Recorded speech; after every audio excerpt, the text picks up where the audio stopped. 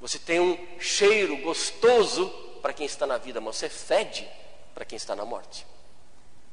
Portanto, agradar tudo e todos não dá. Mas você começa a sua trajetória e as pessoas que estão em sua volta, que te conhecem um pouco mais proximamente, vão poder atestar a tua boa reputação. Se você precisar de alguém que te dê um atestado de boa conduta, você vai ter muitas pessoas, dezenas, centenas, quiçá milhares de pessoas dispostas com alegria de escrever e te dar um atestado de boa conduta. Amém, queridos? Portanto, querido pai, para ser vencedor, saia da gaveta. O segundo conceito é ser cheio do Espírito. E ser cheio do Espírito só tem uma solução: é buscar Deus. Nós estamos falando de ser vencedor. Estou falando do Timão. O Timão era um homem cheio do Espírito, como nós vamos ver. E você pode, deve ser uma pessoa cheia do Espírito. E para ser cheio do Espírito, não tem jeito. É oração, oração, oração.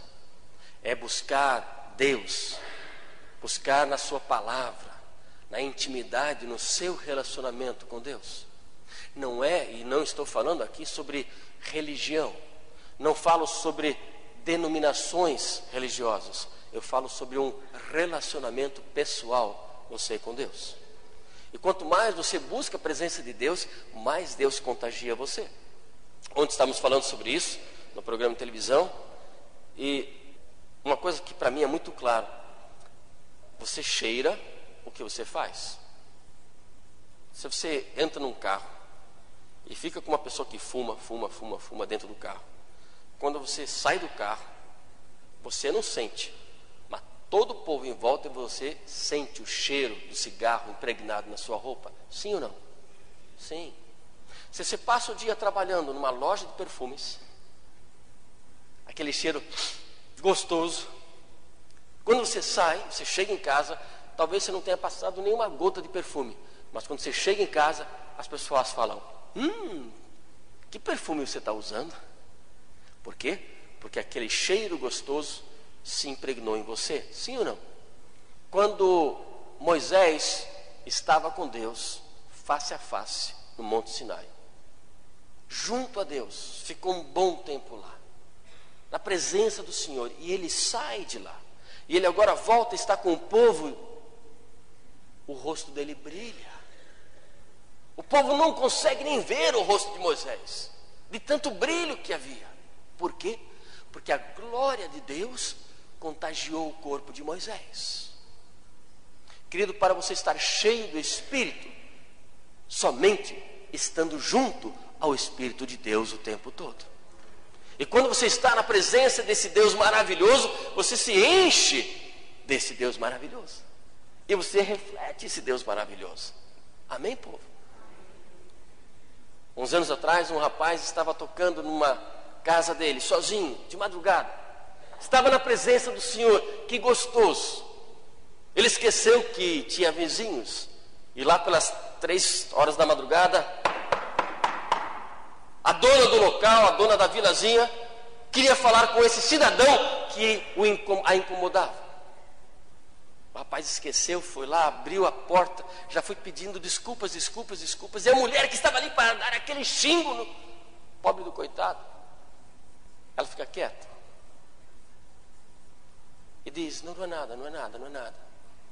No dia seguinte, 7 horas da manhã, ela volta a bater na porta e pergunta para aquele rapaz: você aceitaria tomar um café da manhã?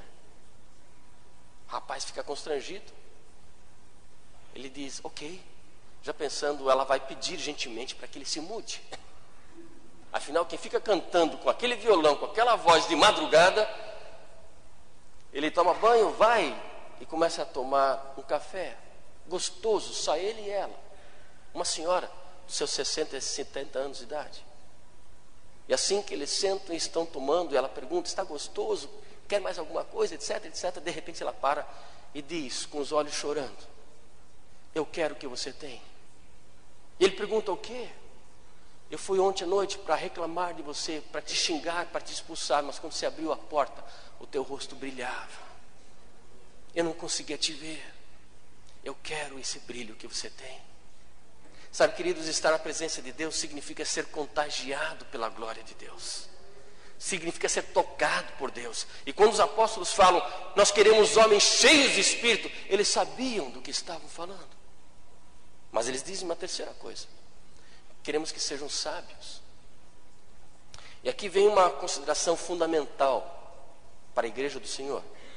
Tem gente que acha que por ser cheio do Espírito é sábio.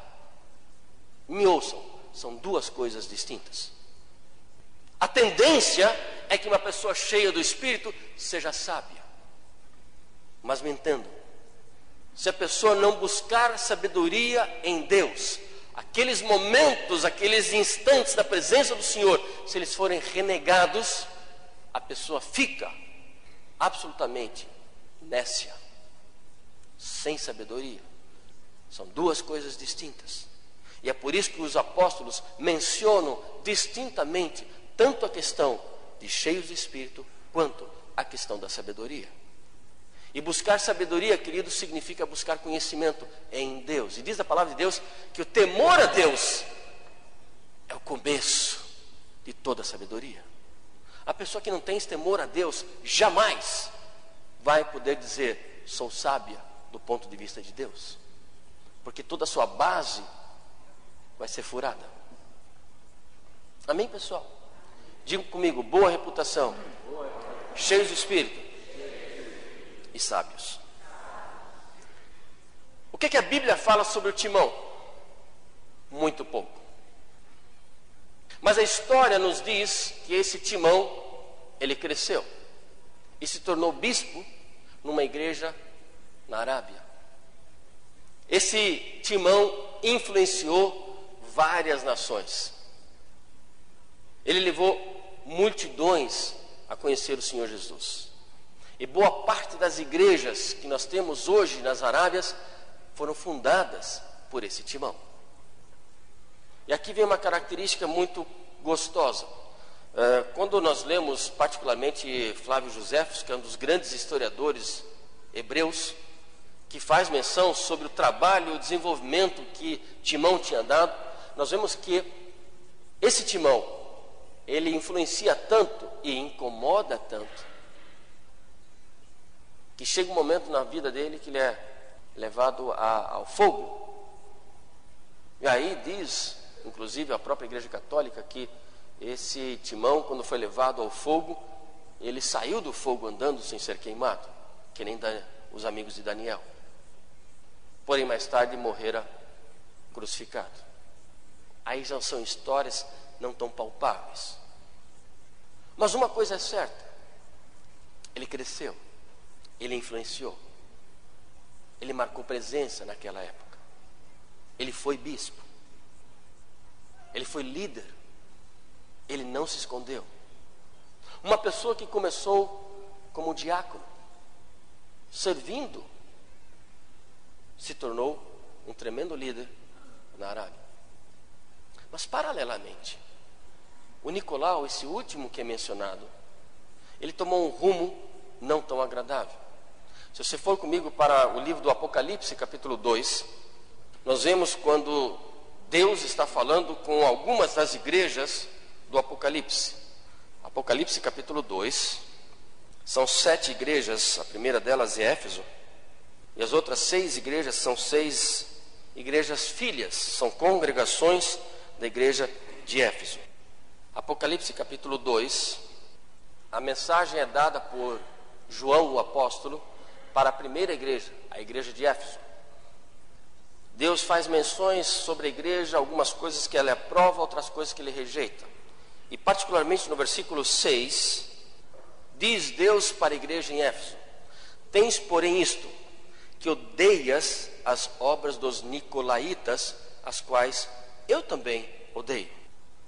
Se nós vamos mais adiante, agora na igreja a Pérgamo, Deus fala para esta igreja, congregação de Éfeso, a mesma coisa, ou melhor, algo similar.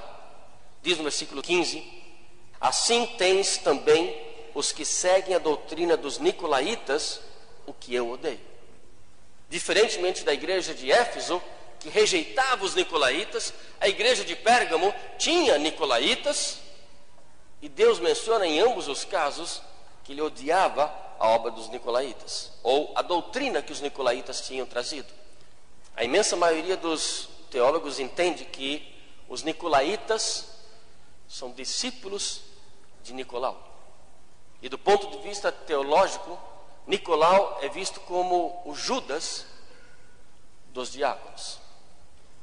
O que é que fazia Nicolau? O que é que faziam os nicolaítas?